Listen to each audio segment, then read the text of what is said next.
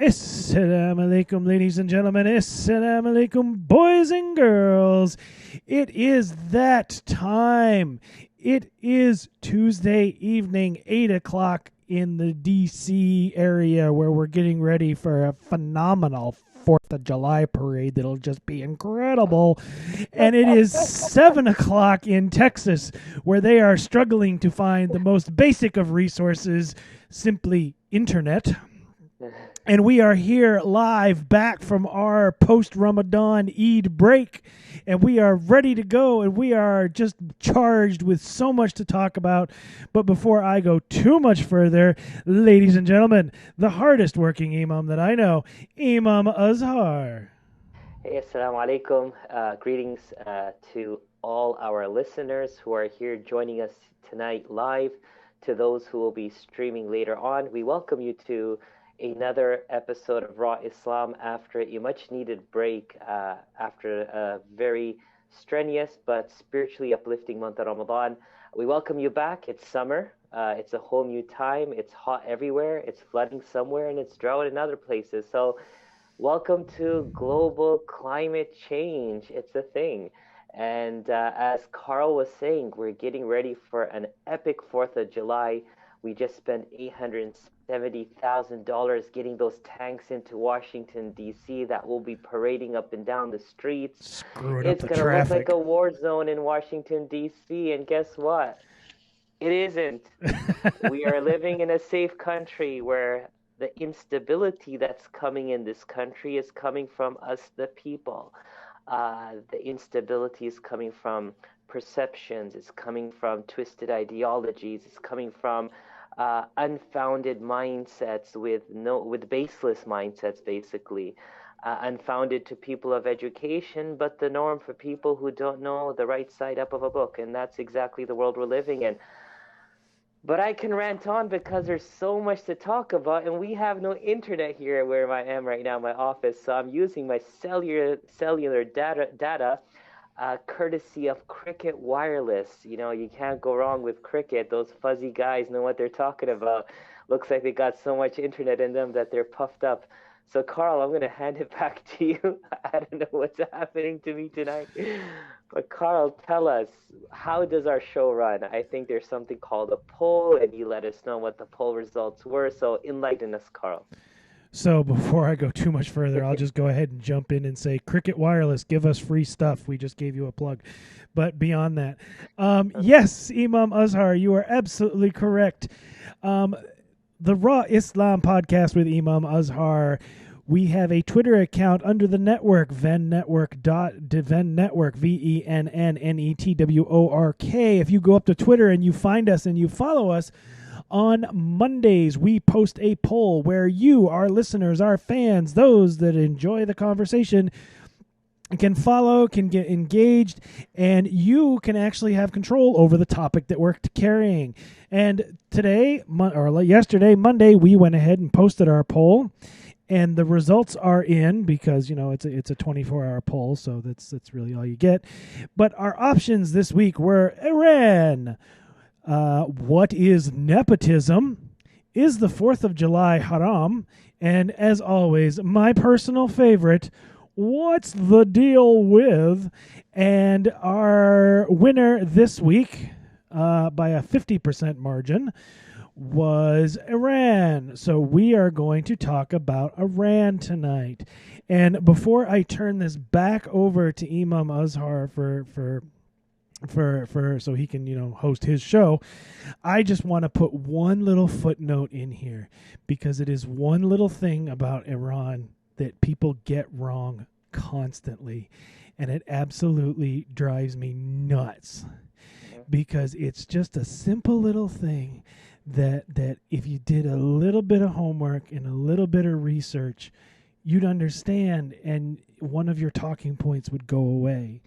But when Obama did the Iran deal, yes, somebody showed up. I think was it John Kerry was the Secretary of State at that point. And yes, John Kerry gave him a briefcase or a duffel bag or duffel bags of cash. That was a thing. That happened. But go back a little bit. Go back to the 80s.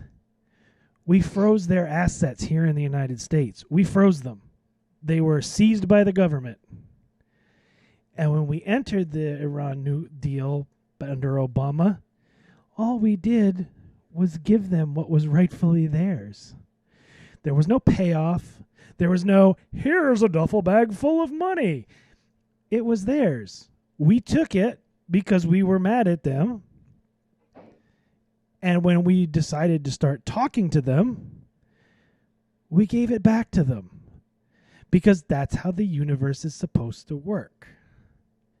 Not that when you get mad at somebody you take their stuff, but it's not yours. It wasn't ours. That money wasn't ours to begin with, and so we gave it back to them when we started to negotiate our deal. And with that, ladies and gentlemen, I will pass it back to the hardest working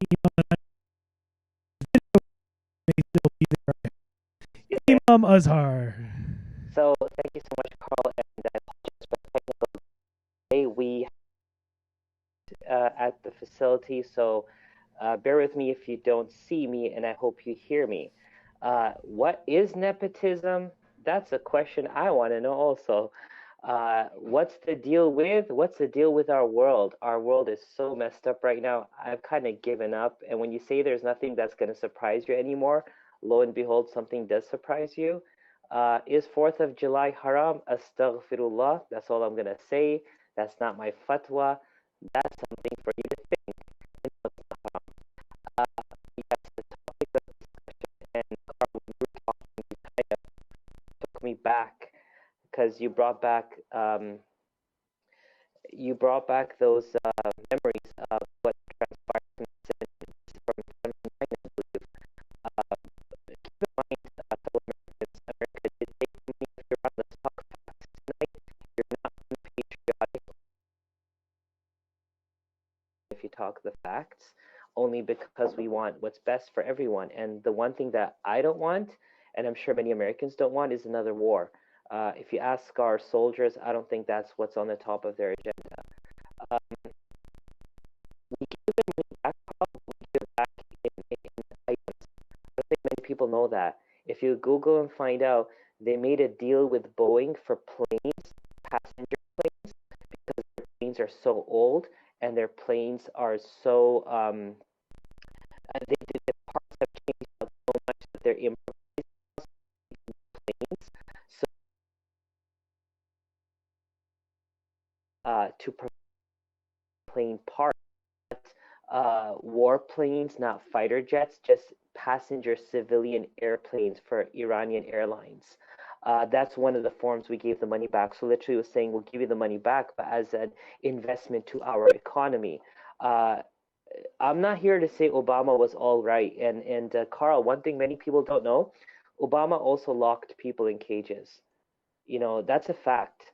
Bernie Sanders in 2016 called Obama out and told him to stop locking kids up. Obama deported so many people. That's why the Haitians, the Hispanics, a large part of the African American community don't support him. It's a given because they never saw, and no one was asking for a free handout because he's African American president.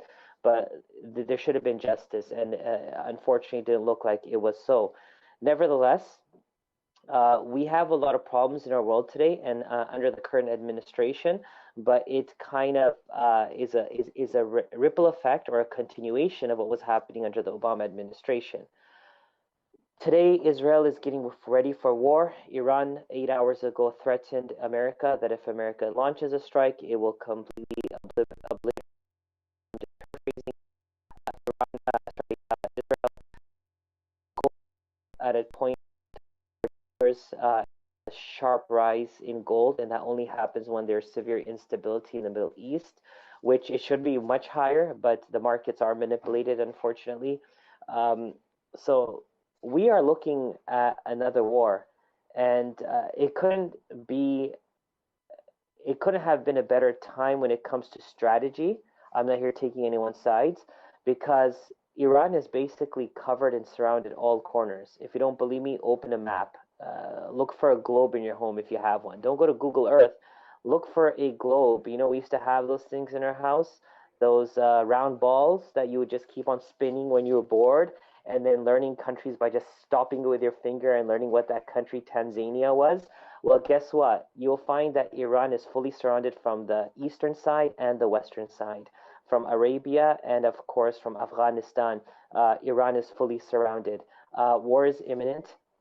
It's going to be, as I was saying to Carl, it's going to be catastrophic if a war starts because it's going to pull in other mighty forces of the area. I don't think Russia is going to sit quiet. This is not another Syria or an Iraq or an Afghanistan. This is actually something on a much larger scale. Americans should be concerned because your dollars are going towards this war. We're losing healthcare here. People are losing their homes. People are losing basic social security benefits that they paid for towards. People are losing their food stamps. Not everyone who's on food stamps is a bum or someone who doesn't want to work. We don't have our roads are broken up. We have potholes everywhere, and we want to spend millions. Remember, when you drop one bomb, you are literally dropping a bag of money, millions of dollars on a country. Yeah, you killed them, but guess what? That was your money burning. So if you realize that, call your senators and congressmen and women and tell them this isn't really what we want for America right now. Uh, the security of every nation should be priority. The security of every nation, every region should be secured. But drastic measures of dropping bombs and killing innocent lives on the ground and having soldiers on both sides kill themselves for a war which could have been prevented isn't what's called for. And I want to say one more thing before I turn it back to you, Carl, as we can converse over this, is that prophets prophesized, people plan. So when you say someone actually said that, they must be a prophet. No, when and all due respect to Nostradamus and all of them, they didn't prophesize. They told you the plan. You know, they didn't tell you a prophecy. They told you a plan. The prophets prophesied, telling us what people on this earth will plan to do. It's a bit deep. Let that sink in. If you don't understand it, rewind it and listen to it again. You know, there is, according to one of the chief of the United Nations at that time after 9/11, there was a seven-country plan.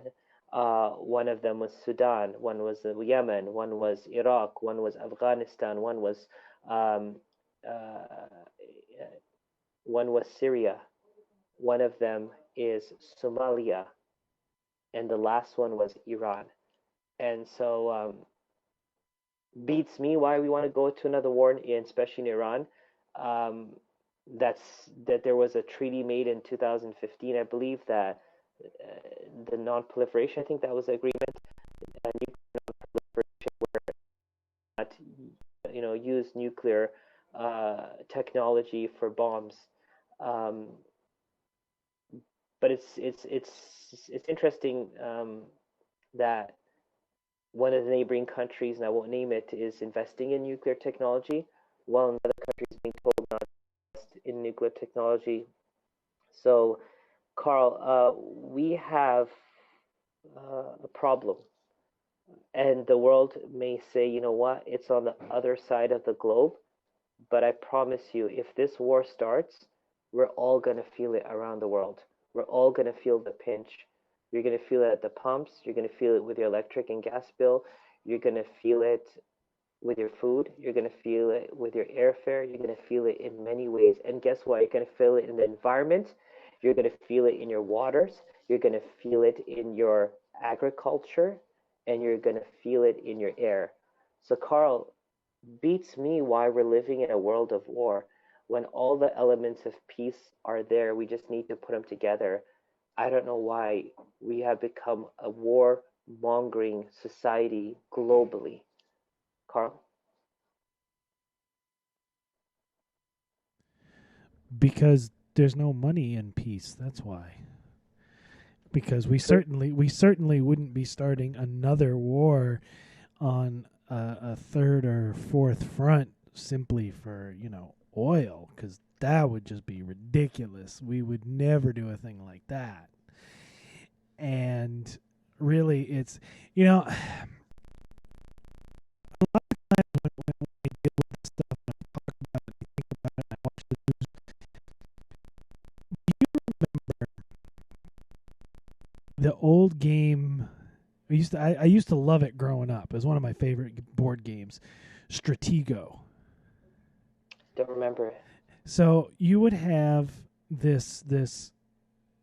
It was almost like chess, and but you had pieces that were like generals, and you had pieces that were like soldiers, and they had a value, and the lower value couldn't overtake the higher value, but you couldn't see what it was.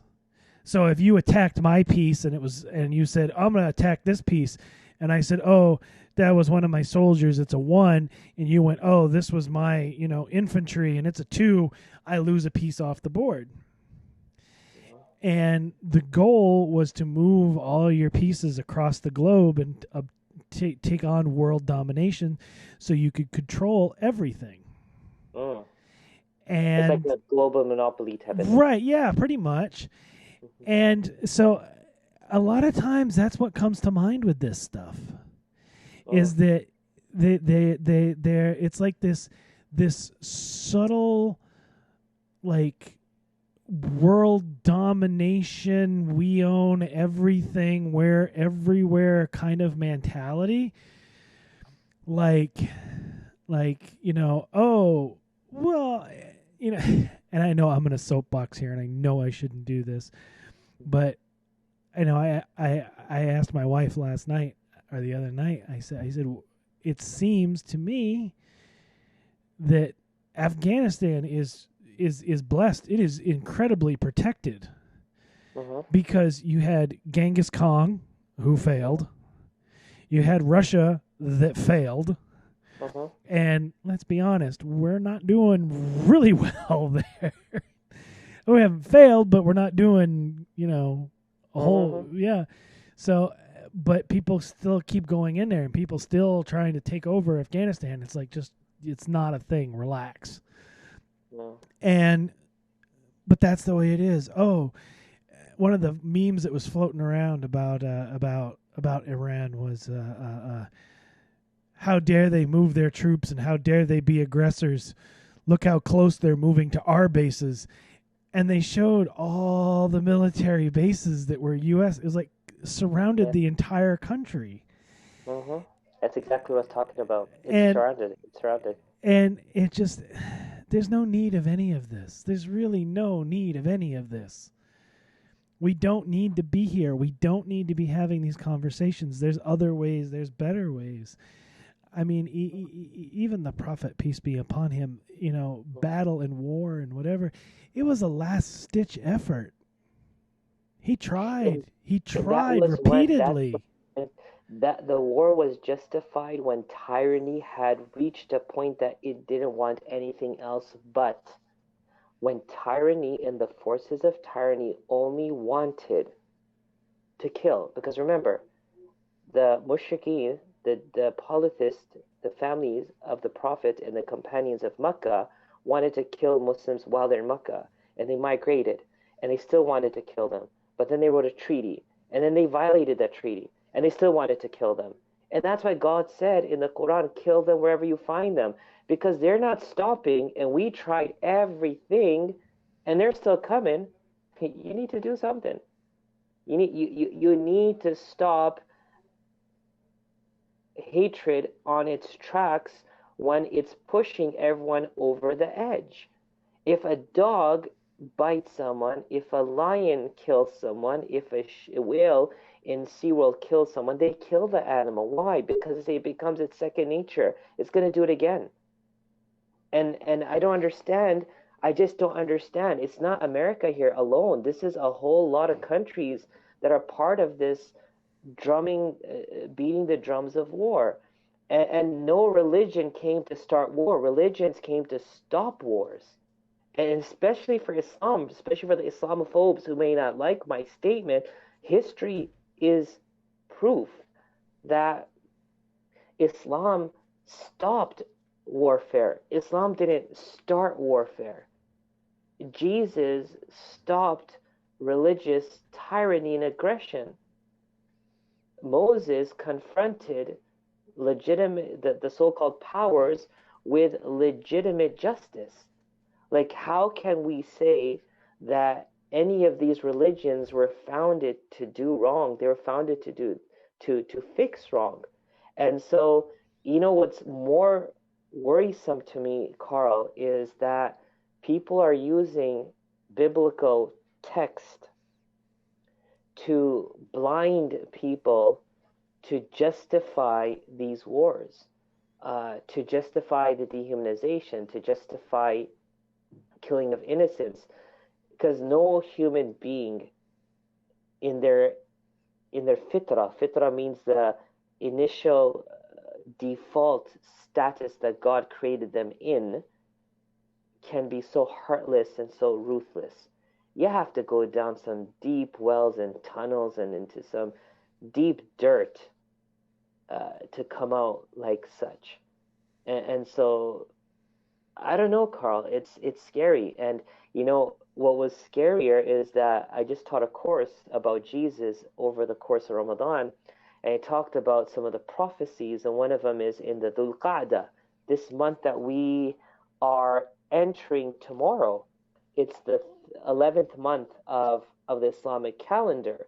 It talks about the breaking out of a war. It talks about change of power. It talks about a quarrel in the family. It talks about big death in Hajj, which is coming up next month. And every time I see instability before Hajj, I cringe because people are going to Hajj for peace. People are going to make peace with their God. They're going to make peace with themselves. They're going to make peace with their families. They're going to make peace with their communities. They're going to make peace with the sins that they've committed in the past to make a better life. They're making these resolutions. Why would people kill each other at sacred spots? Why would people use religion to kill? I don't know. But I'm starting to sound like a broken record in this world because there's not many voices, Carl, amidst us that raise the same level of concern. You have in the Muslim communities the Sunnis saying, yeah, the Shias should die, and the Shias saying the Muslims shouldn't kill us and we'll kill them back. It's not a Sunni Shia thing. It's not even a Muslim non-Muslim thing. This is a human thing. Why would you kill each other? Why is war what we want? And I think this exactly tells us what history is all about. Civilizations come and civilizations destroy themselves, only for another civilization to come and look at it and say, you guys were stupid. You guys were crazy. Why the heck did you destroy everything? The water in Iraq is subsiding because of severe drought, and a 3,000-year-old palace emerges from the water. A civilization that drowned itself, that was diminished, that killed itself. I don't believe civilizations were destroyed. People destroyed their own selves, and I think we're seeing that happen right now in our world. And the people who deceive tomorrow, they do look at us and they're going to look at our so-called memorials, and they're going to spit on us. Like, what was up with you guys? What was wrong with you? Like, didn't you have any sense of sanity in you? And that's what I think is going to happen. So I think I'm actually I'm gonna ask you a question, and you said that you were talking. I don't know if I lost you, Carl. Are you there? Yeah, I'm here. Oh okay. I'm here. I can hear you. Carl? Yeah, we're good. My video with him froze, ladies and gentlemen, so he can't hear me, but I can hear him perfectly. And we got everything he said, but I don't think. Yeah, I can hear you. Yeah. But you can't hear me, can you? No. Cool. Okay. Well, this is kind of awkward because he can't hear me, and I had a question for him. What I was going to ask him, ladies and gentlemen, was I was going to ask him about the prophecy that he talked about. I wanted to know more about that. I wanted to know if Carl, I'm gonna jump in. I know you are speaking. I saw you speaking, but I cannot hear you. I cannot hear anything you said, but that's fine. So long our listeners are catching in, I think that's perfect. And so long you can hear me, I think that's good. I wanted to ask you, you're a war veteran. what can you tell us as we approach the 4th of July on the 7th month of this calendar, where we talk about America's independence and the struggle for independence? Tell us, what did we fight for, and what are we fighting for now? Are we fighting for the same independence? Are we fighting for the same cause? Or do you feel, as a former veteran, do you feel that your sacrifices are not being valued? What's your thoughts? So, I was actually texting him, so maybe he can at least hear that. So, honestly, as I personally don't have a problem with military forces and military strength in regards to security and police. Like, we all have police that roam around our neighborhoods that make sure we're secure. We have police forces that make sure that everything's good, and we have firefighters that protect us from fires and all of that. But really, for me, at the end of the day, and I started in the Navy, which is why that was one of those things for me that in the Navy, I see it as a peacekeeping tool. And I don't think we should be the aggressor. I don't think you should have that level of aggression. I don't understand any of this, and I think I just absolutely lost him on now. But the military shouldn't be the aggressor, and and there's a lot going on, and it's a lot to digest, and by far, I do not have a political science degree. I do not have what it takes to understand the big picture of things, and it's not something that I can do. It's not something that I have the ability to do. But at the same time, I'm not 100% sure that we should be an aggressor all the time. So,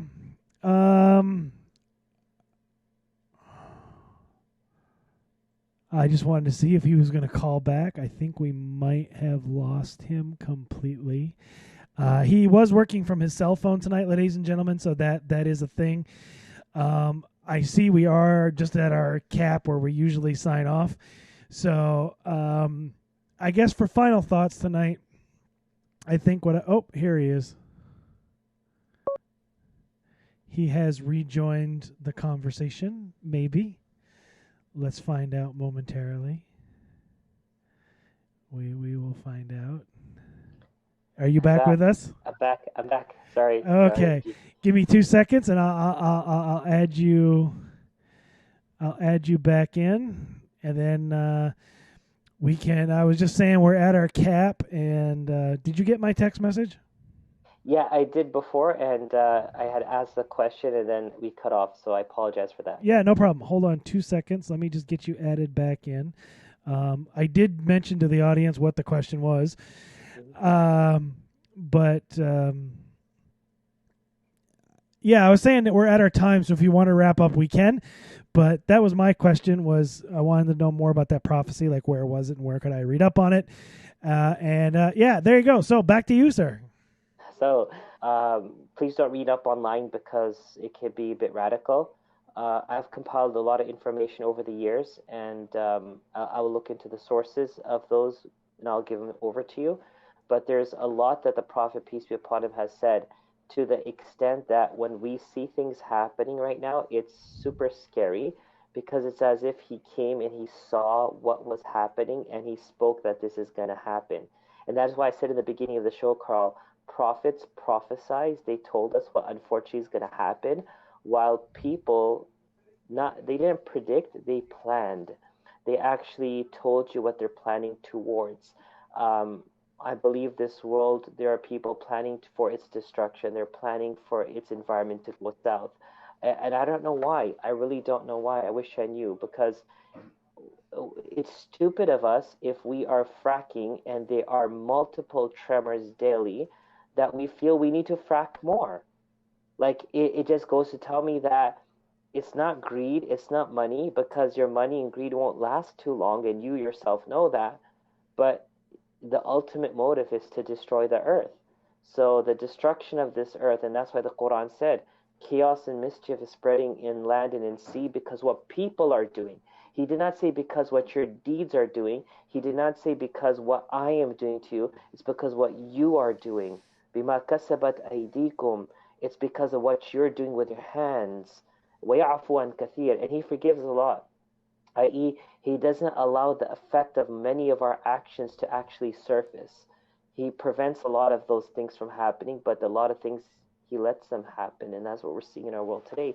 But that's a discussion for another day, Carl. We could talk about climate change, we could talk about the environment, we could talk about evilness and wickedness spreading on this earth in the name of religion and outside the name of religion. But tonight, we want to wrap up. We have passed our time with our audience tonight, and we want to let them know that Iran is concerned tonight.